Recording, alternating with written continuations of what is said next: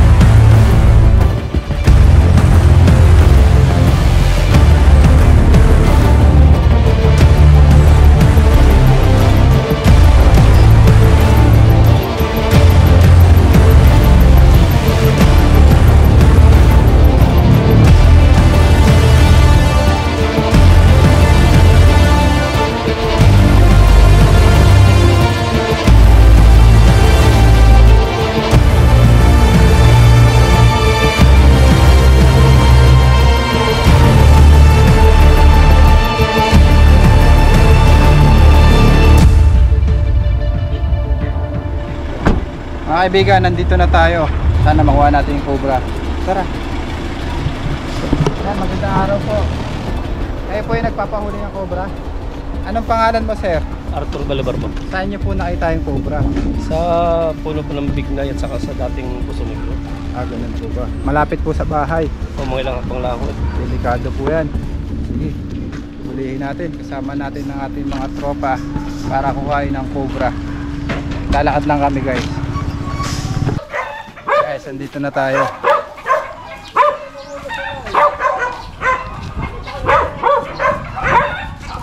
Saan po nakapwesto ang cobra? Dito po eh. Ang bahay niya doon po nagluluno lagi eh. Pero dito ang butas eh. Kanina po itong Puso Negro. Wala na po yan, luma na po yan. Dati yung may bahay din eh. Tapos yan ang ginamit nila. Dating Puso Negro. Mga 5 years ago. Saan po yung may puno? Dito po.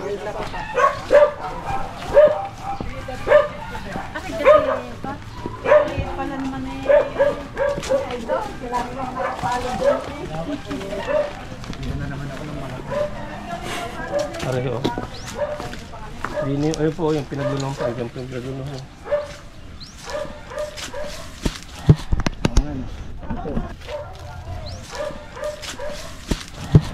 Pasok po. Dito muna yung uunahin natin sapagkat malilom. Mainit dun eh. Sige, tira po. Ito po ang barita. Opo. Higyan ng mga barita.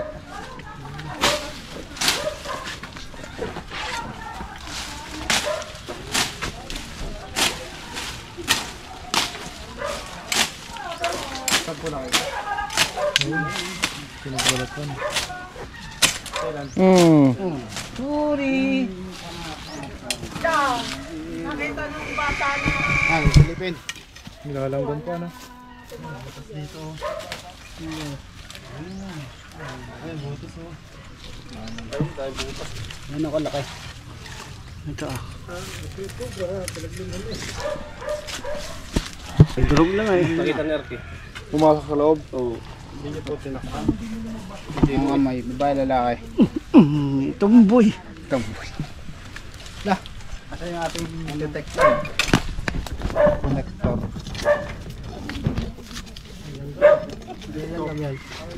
Endoscope.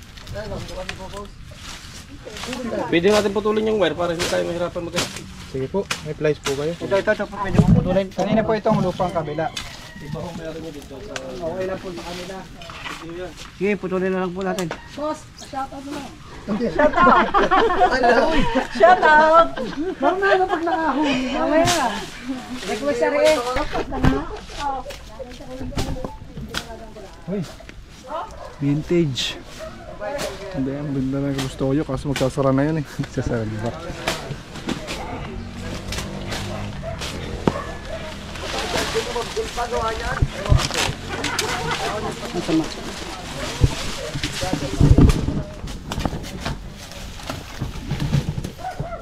Ang pinto daw doon sa kabila eh.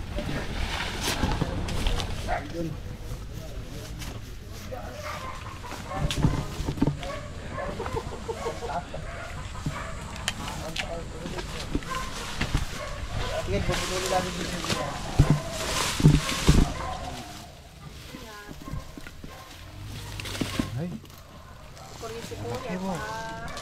Flashlight. Guys, flashlight.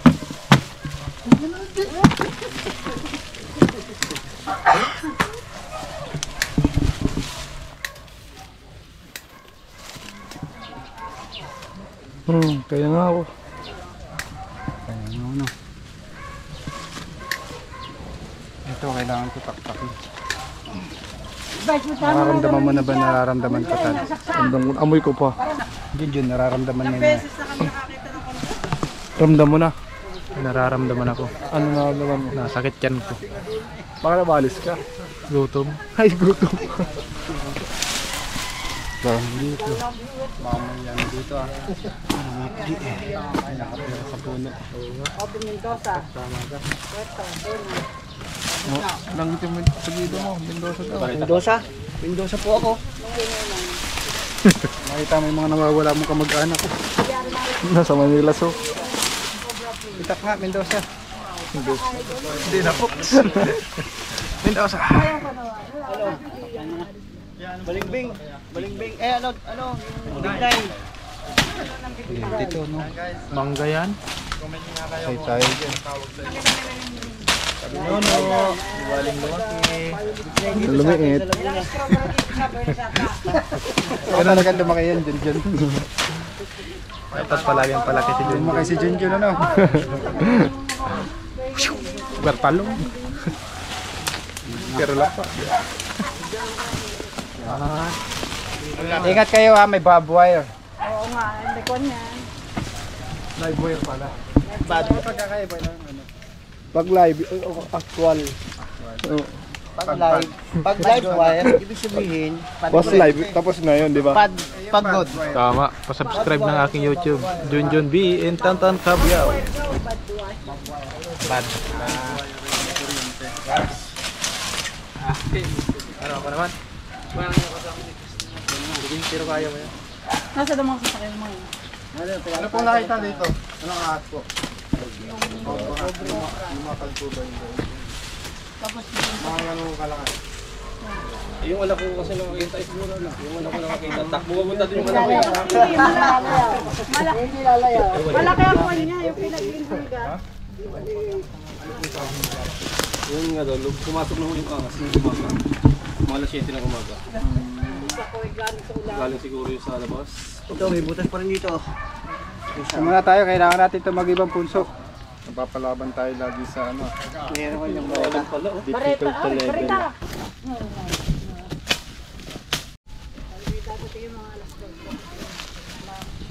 Tamaan ng bareta yun. Kala.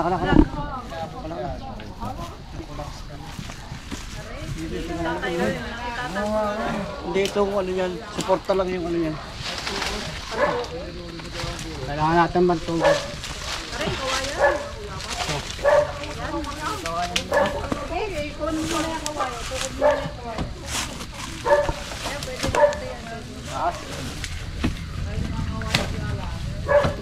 Ang galing itong bareta na to. Ayaw magpa. After 1 year, Ilang kilo ba yan? Mabigat eh. Kaya ako nga pawisan na. nga kayo, si Poknat ba o si Suma? Hindi, anong lamang? Anong lamang ni Poknat kay Suma? Sino nga ba ang mas lamang? Suma o Poknat?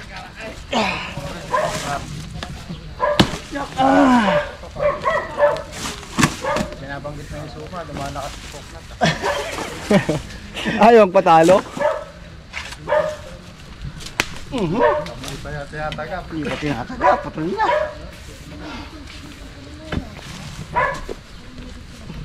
Baka nakapasok na yung loob.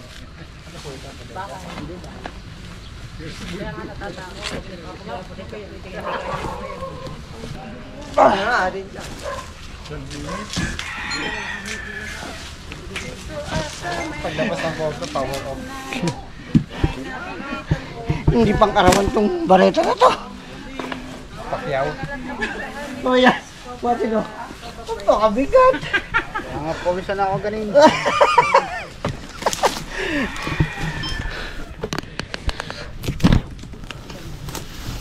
Yun. Tapos.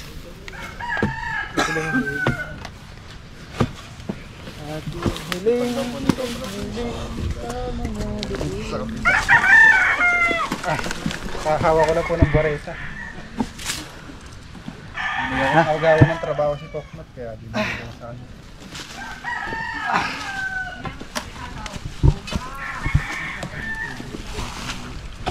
Saan kaya nakita ni RK yung Diyan nga diyan nga pumasok. pasok umaga? Umaga, mga alas 7. Dapat sinaraduhan mo yung butas. Alay, madami butas eh. Meron din doon. Baka nakagapang na kung saan. Wala dito eh. Sa butas. Wala dito. Hanapin natin. Bakas? Napok. Ang dami bakas.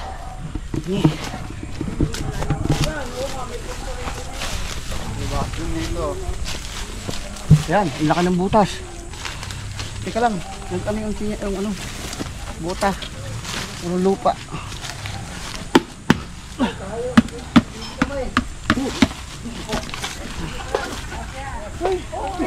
Abot.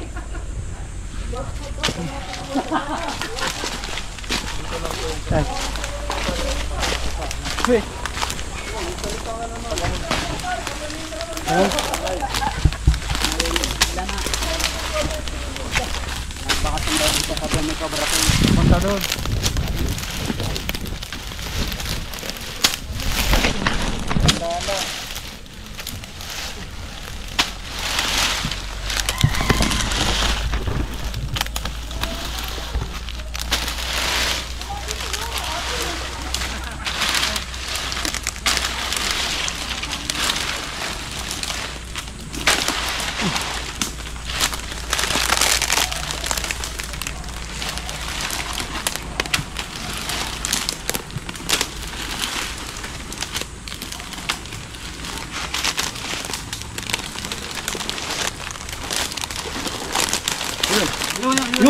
Yun. Nandito na pala. Nandito.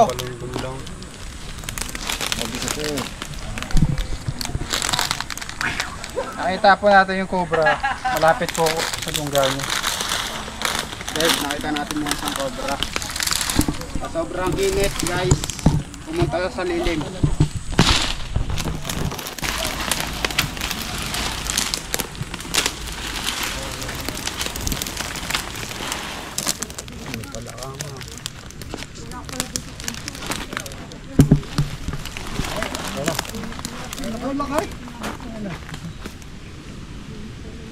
Malaki.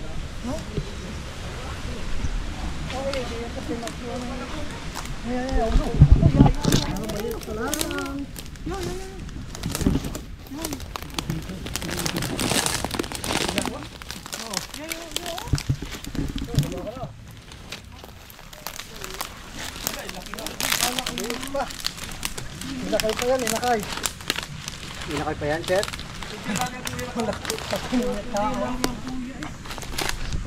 Kahit anong size po ng cobra, may pare-pareho lang sila ng kamandag. Dapat po, sunugin na to. Balot po kayo dito, ya. Bubota kayo dito. Yung kapatid ko, Ano yun? Nagkano ang kumpay ng baka? Ito po yung mga sinasabi natin bakas niya. Paldaso, flat, makinis. Hindi lang daw to yung isa. Dalawa to. Kaso habitat na po yan. Bawal na po tayo manghuli ng cobra sa habitat. Saan po yung pangalawa area? Ayun daw yung maraming butas. Tara.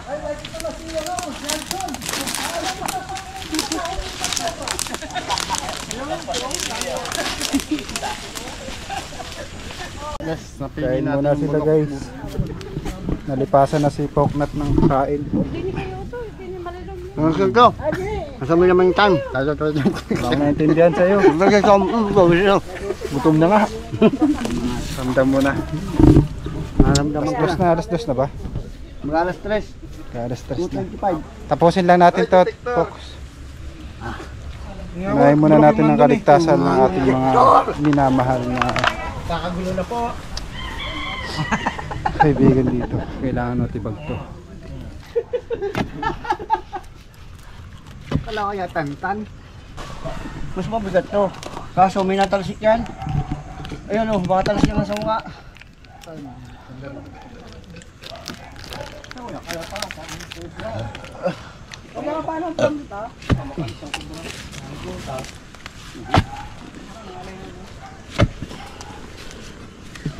Dalawang extra rice. Yan lang daw. Extra rice.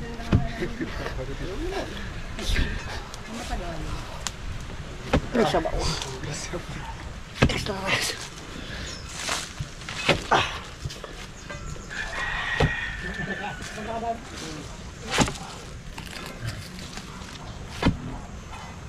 Tama ko nagbablog na din. At titignan na lang natin yung lupa. Kaya si Tantan din na nagbablog eh.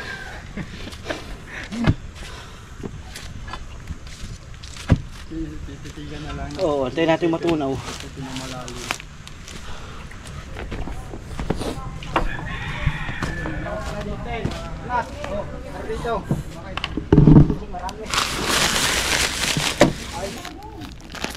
Coca-Cola. Paborito ni Poknat.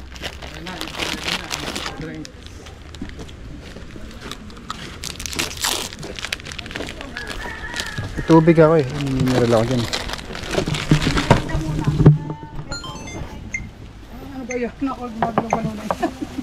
Saan? Ya! Dapat ka ng lapis doon. Dapat gagalaw-galaw. Wala kang maalis sa barita. Wala kang baritang maliit. Asada na lang doon. Asada. Makalakaw, meron. Asada ka na.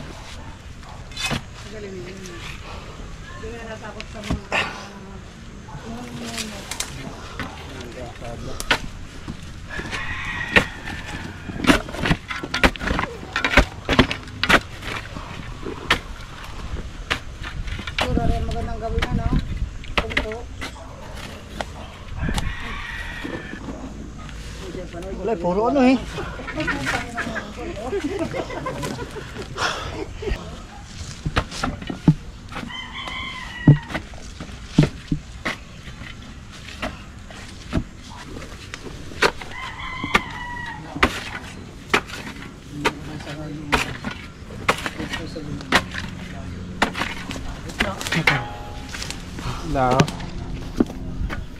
Mga kaibigan, nag-aantay lang tayo at papakainin po tayo bago tayo magpatuloy.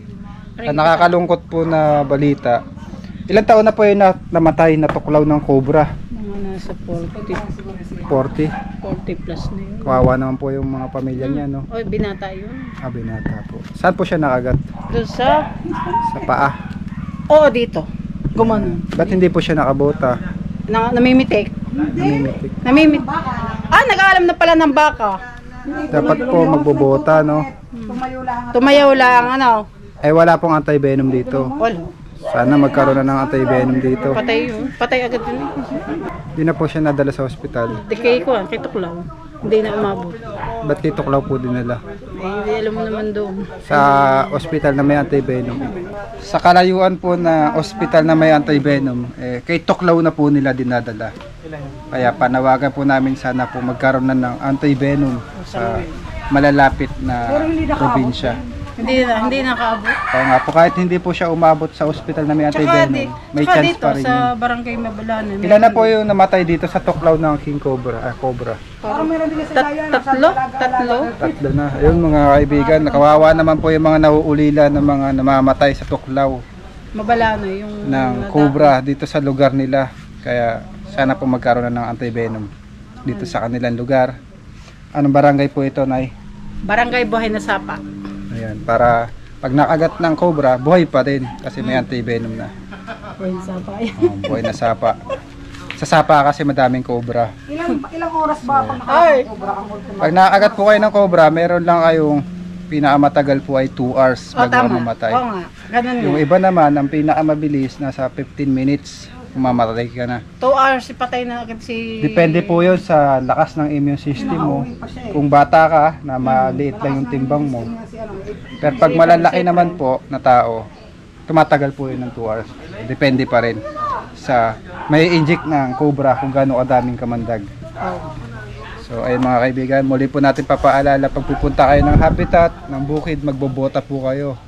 Dahil kumakagat po ang cobra sa mga paa. Lalo na kapag tumalikod kayo, makakagat kayo. Bakit nga ba nangangagat ang cobra? Dahil po, natitrap din po siya sa tao. So, iniisip ng cobra na papatayin siya ng tao. O naapakan, nagulat. So, defense mechanism niya na mangagat para protektahan din naman yung sarili niya. At lumiliit na rin po ang ginagalawan nila. Nagtatagpo na ang mga tao at mga ahas. Ayun guys. So, sana magkaroon ng anti-venom, Nanay. Opo. Sige. Para safety ng tao. At sana guys, dumating na yung lomi natin. Alas 3 na. Pupunta na dito. Punta On na. the way. Mga kaibigan, tapos na yung mission natin at nakuha nga po natin yung isang cobra.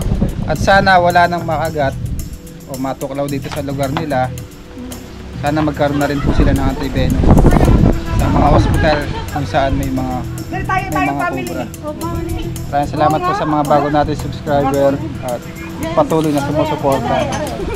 Nay, paalam na po tayo. Bye-bye po. Tayo, bye. Ayan mga kaibigan, may lomi po pala tayo bago tayo. Ano ba, take out na natin o kakainin na? Kaya sundalo. Pupuntahan pa tayo. Kaya sundalo. Kaya sundalo. Sundalo. Ingat kayo sa langaw ha. Baka mapasubo kayo.